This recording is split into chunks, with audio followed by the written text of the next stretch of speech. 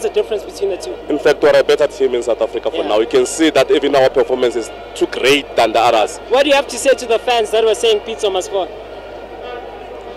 They must forgive him. They can see that it was not just a slow start, but now everything is going well. And as a fan, if Pitso loses the next 3 matches, will you trust him still? Obvious. Yeah. Because losing the games is nothing. We play to win and lose and draw. Yeah. Obvious. We And must then get 3 results. It's win, lose, draw. Yeah. Why do they always introduce Teko in the second half? Automatically, they must give somebody a chance who is going to change the game for us.